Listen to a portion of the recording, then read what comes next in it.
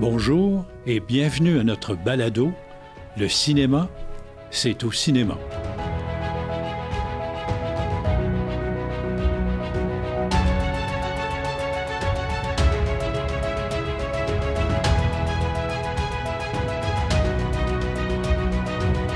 Épisode intitulé « Qui va au cinéma ».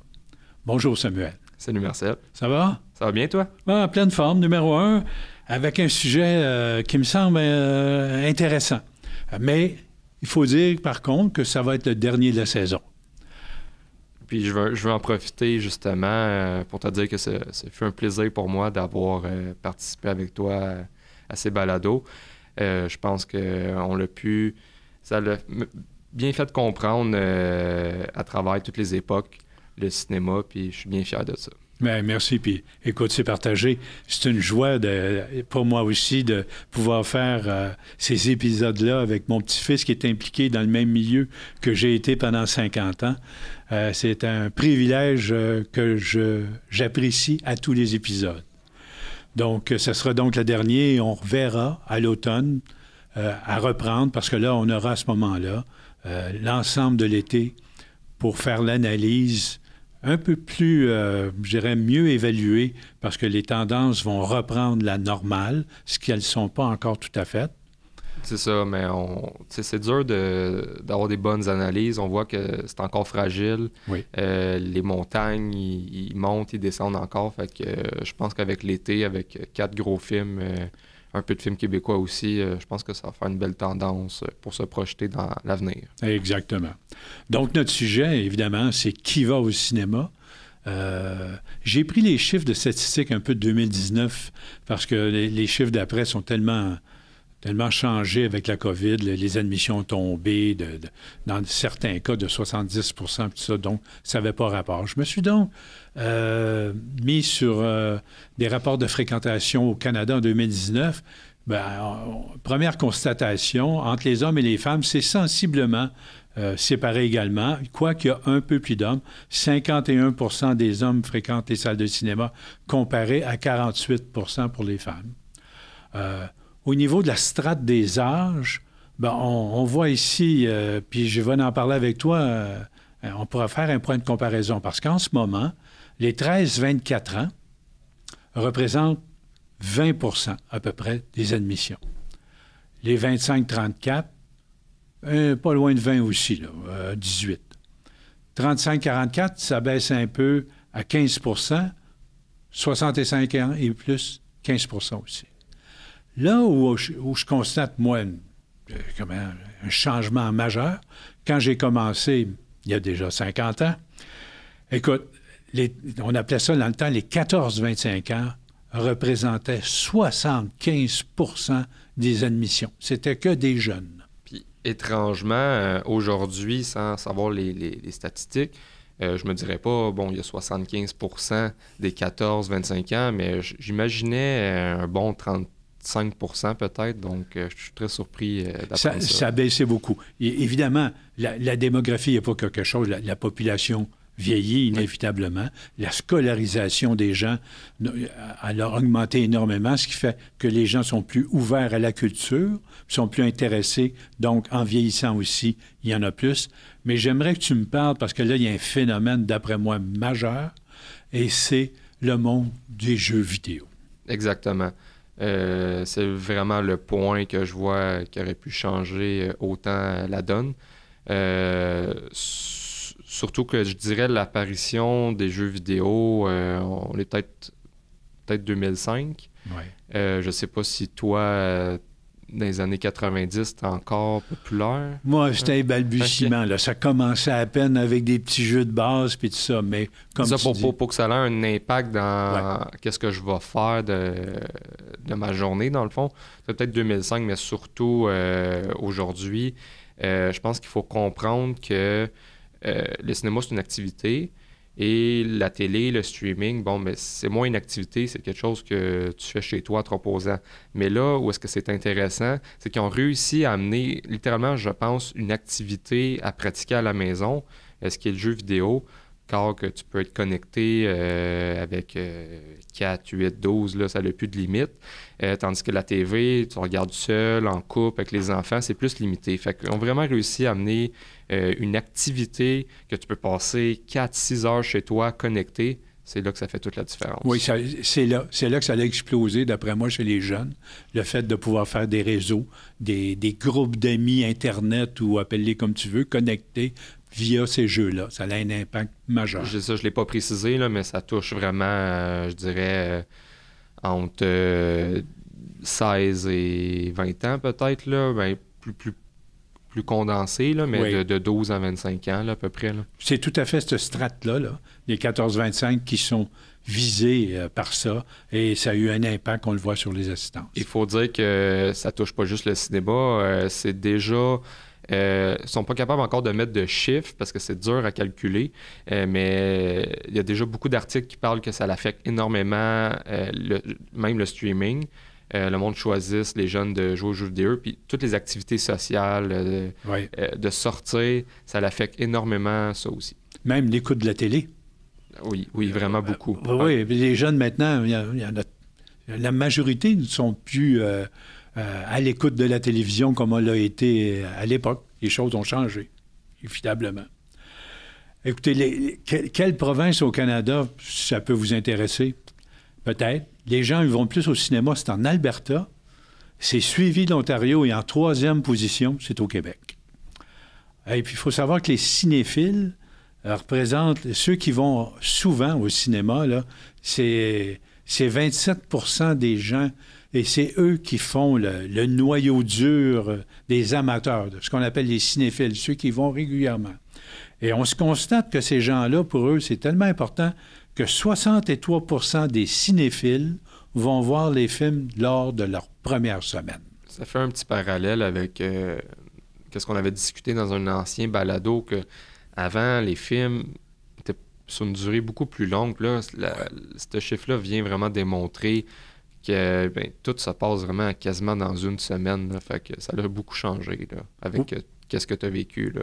Et tout à fait. Puis on le voit aussi, le même phénomène qu'on parle des cinéphiles. Les gros films sont encore beaucoup plus forts. C'est pour ça qu'on bat des records de box-office de fois en fois. Et par contre, les plus petits, malheureusement, sont encore plus petits qu'auparavant. Donc, ça a, comment je dirais, un impact sur les assistances en salle. J'aimerais aussi là, te parler un peu, dans cette étude-là, ils ont demandé aux gens, c'est quoi le genre de film que vous préférez? Puis là, il y a quelque chose d'intéressant, parce que je vais vous les donner. Je ne sais pas si ça vous convient comme choix à vous aussi, mais les plus populaires, c'est les comédies. Les gens veulent voir des comédies en premier. En deuxième, ils aimeraient ça voir des films d'action. Après ça, il y a des suspens, des drames, la science-fiction, des comédies romantiques pour les dames, inévitablement, mais les hommes aussi, pourquoi pas, hein? Et là, on arrive avec des super-héros. Ils sont très loin, les super-héros, dans les choix. Suite à ça, animation, puis on finit par l'horreur. Ce qui est étrange, c'est que je trouve la position, deux choses. Les comédies, c'est le plus important, il s'en fait pas beaucoup. Exactement, puis c'est surtout, juste pour revenir un petit peu juste avant, la dominance des super-héros se fait depuis un bon 10 ans. Ouais. Donc, c'est ça que le monde, en tout cas en termes de box-office, c'est ça que le monde vont le plus voir. Puis malheureusement, les comédies, ça s'est perdu, je dirais, c'était plus 2000 à 2010. Ça s'est perdu, puis pourtant, le monde veut le voir encore ça. Oui, puis donc Hollywood n'est pas nécessairement à l'écoute de ses clients, ce qu'on peut voir là. Eux, ils décident de faire des super-héros parce qu'ils ont des droits, parce que les histoires sont plus faciles à trouver. Développer des comédies, c'est pas simple. C'est un genre difficile à faire. Et peut-être que c'est là que ça accroche. Même si les gens veulent en voir beaucoup, il s'en produit peu. Mais je suis content de voir ça, que le monde veut voir des différents genres. Je veux dire, ça prouve que il n'y a pas juste les super-héros, puis le monde sont ouverts à encore voir plusieurs styles de genre. Exactement, c'est ça. Et écoute, il y a des choses intéressantes quand on regarde les fréquentations. Parce que les gens disaient « Ah, le monde va moins en moins au cinéma, moins en moins. » Mais non, c'est pas partout. Il y a des pays vraiment que c'est en croissance. Puis il y en a plusieurs. Là où il y a plus d'assistance d'année en année, évidemment, le premier, c'est la Chine.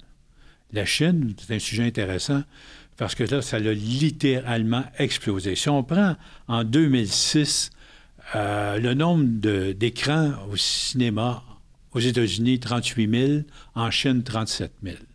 Si on prend aujourd'hui, en 2021, ils sont rendus à 82 000 écrans en Chine. C'est le parc de salles de cinéma le plus important au monde.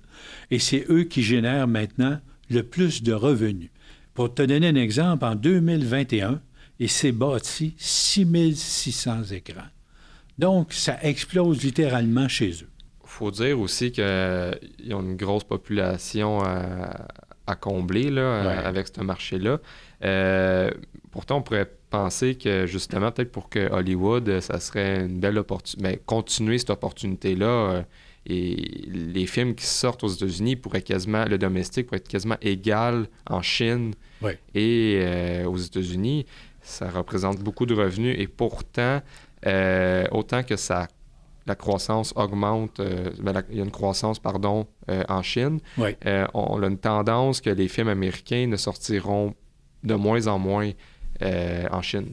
Oui, parce que là, on est dans presque de la géopolitique ou je sais pas quoi, là, mais oui, il y a des problèmes de culture, là, inévitablement. Tu me parlais là, du fameux Spider-Man là, qui a créé. J'aimerais que tu développes un peu là-dessus, là, qui avait créé un problème. Là. Exactement. Là, déjà, Spider-Man, à travers le monde, était un gros succès. Puis même s'il était sorti en Chine, il aurait pu être dans le top 3 facile.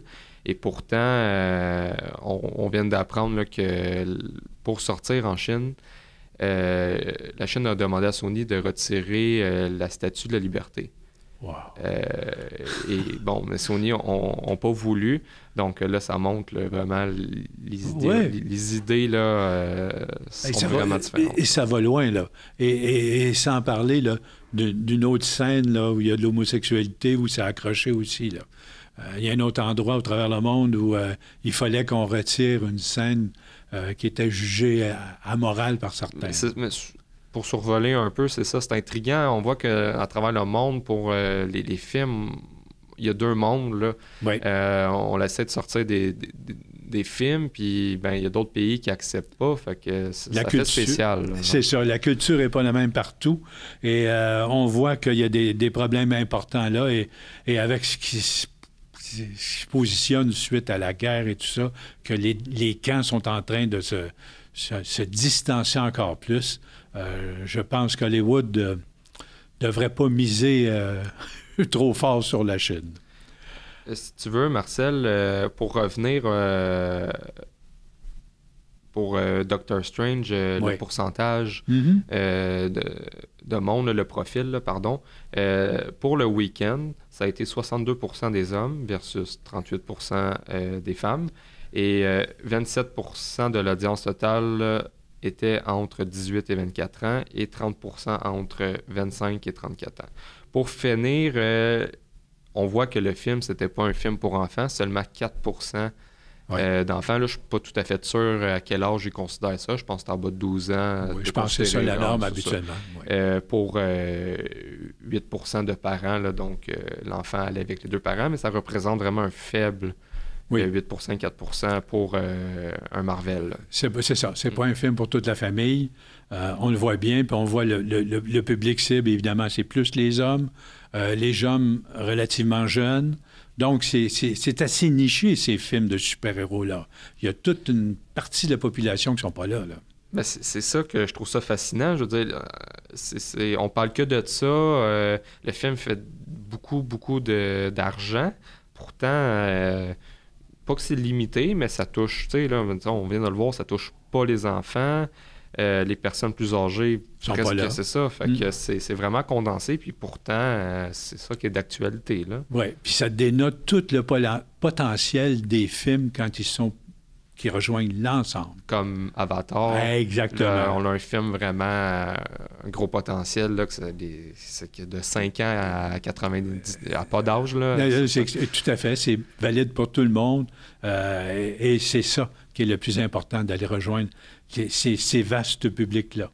On parlait de croissance aussi. J'aimerais bien signaler qu'il y a d'autres pays, le Japon, la Corée du Sud, et la France. La France est aussi en croissance. Il faut savoir, eux, qu'en 2019, ils ont fait leur deuxième meilleure assistance depuis les 53 dernières années. 213 millions d'entrées. C'est énorme. Les Français ont une recette, d'après moi. Enfin, j'ai regardé la production, écoute, rapidement, là, et j'ai noté tout de suite le nombre de comédies qu'il y avait. C'est remarquable. Il y avait possiblement de 25 à 30 des titres qui ont sorti en 2019 qui sont des comédies. Ici, ce n'est pas le cas. Il y en a à peine quelques-unes. C'est très rare. Il n'y en a presque pas. C'est souvent des gros drames. Si on peut se centrer sur le Québec, en voyant ces chiffres-là, là, c'est extraordinaire de voir ça. Là, je suis très surpris. C'est sûr que d'avoir plus de comédies au Québec, je pense que ça pourrait avoir un impact, un bénéfice là, pour l'achalandage. Oui, parce que, regarde, en France, 35 des billets vendus sont pour des films français. Puis au Québec, on a la misère à atteindre 10 Il y a quelque chose là, comme disait l'autre, ça ne prend pas un dictionnaire pour comprendre ça. Là. On voit tout de suite que ils vont chercher leur public à partir des genres de films qui sont plus populaires. Donc, on verra dans l'avenir, mais c'était important de le noter, de la réussite exceptionnelle de la France. Il faut dire qu'en France, que Netflix est là, que tout le monde est là depuis longtemps et qu'ils sont très ouverts à toutes sortes de moyens technologiques, qui ne sont pas en arrière du tout sur l'Amérique. Donc, ça prouve que leur choix est possiblement un peu plus judicieux que le nôtre, mais tenons compte qu'ils ont 10 fois notre population. Donc, ça aide à faire des choses que si on ne peut pas se permettre, il faut quand même mettre les choses en perspective. Donc, parce qu'en France, j'ai retenu certains titres, là, puis encore là, les films les plus populaires de tous les temps qui ont été en France. Le premier, c'est Titanic. Le deuxième, c'est Les Ch'tis, qui se promènent dans le nord de la France. Les Intouchables, qui était un succès monstre. Blanche-Neige, le dessin animé, hein, tu vois, c'est fort. Il y a La Grande Vadrouille, c'est un film avec comédie avec Louis de Funès, encore une fois. Autant en emporte le vent, qui arrive beaucoup plus loin qu'aux États-Unis. Et Il était une fois dans l'Ouest. Pourquoi? Ben, c'est, comment je dirais, les Français voulaient voir absolument l'impact des grandes prairies, le nord-américain, le fameux Far West qui était si intriguant pour eux. Mais ça donne une idée du genre de film qui les rejoint. Et pour continuer avec la France, écoute, il faut toujours être conscient, puis c'est quand même, ça se reflète là. La France est un des pays per capita où les gens vont le plus au cinéma au monde. Donc, ils ont une formule, ils ont une recette. Bien, depuis tantôt, avec tout ce que tu dis, là, il y a vraiment quelque chose d'unique. Là. C'est sûr que c'est plusieurs facteurs, là, mais pour les salles, il y a de quoi? Il y a un modèle quasiment à s'inspirer de ça. Il y a quelque chose à retirer là, de la France. On a parlé de chronologie dans un autre épisode, tu t'en souviens, hein? Oui. Ils protégeaient énormément leur marché. Ça a un impact. Ça aussi, ça a un impact. Ça a un impact. Et il y a la fameuse surtaxe qui est séparée en trois, là, production, distribution et exploitation en France. Donc, les cinémas sont plus à jour, sont plus rénovés souvent. La qualité est possiblement encore supérieure. Ça doit avoir un impact, ça aussi. Je me fais déjà fait dire à quelqu'un qui venait de France que les cinémas étaient très rénovés. C'était des beaux cinémas là, qui ont l'habitude d'avoir ça en France. Exactement. Donc, tout ça, ça a un impact. Il y a un petit dernier point que je voulais vous signaler, parce que souvent, on parle de production de films. On dit toujours, les Américains, c'est eux qui mènent tout, c'est eux qui font tout. Attention, le nombre de films par pays, j'ai fait un petit survol rapidement. Non, c'est pas aux États-Unis où il se produit le plus de films. En 2006, il se produisait 1000 films à Bollywood. Ça, Bollywood, c'est l'Inde, en Inde. Et là, j'ai découvert ça, je ne le savais pas, au Nigeria. Il se fait 800 films par année. Ils appellent ça le Nollywood. Quand même étrange. Après ça, arrivent les États-Unis avec un 500 films par année. Le Japon, 400. Et la Chine, en 2006, 350 films. En 2022, 1100 films. Eux aussi sont en progression, donc les choses bougent. On voit que ces pays-là, là, à grosse population, commencent à... C'est comme les États-Unis qui ont fait leur marché à eux-mêmes. Puis là, ben, tranquillement, l'Inde et la Chine, ben, la Chine, c'est plus tranquillement, là, sont vraiment rendus énormes dans l'industrie du cinéma. Mais ils commencent par eux-mêmes faire leurs films. Je ne sais pas si ça va se rendre un jour à nous. Mais c'est vraiment intéressant là, de voir ça. Là. Oui, puis même la Chine a investi beaucoup dans les salles de cinéma à l'étranger. Et MC Theater fait partie du regroupement de ces gens-là. Mais c'est vraiment un retard qu'on... Les États-Unis, ça fait longtemps là, qu'on est à 38 000 l'écran et c'est vraiment un autre monde en Chine, comme si le cinéma des années 90-2000 mais commence à exploser en Chine. C'est vraiment, vraiment fascinant, là, la différence. Là. Oui, et c'est dans tout. La Chine s'est ouverte à tout.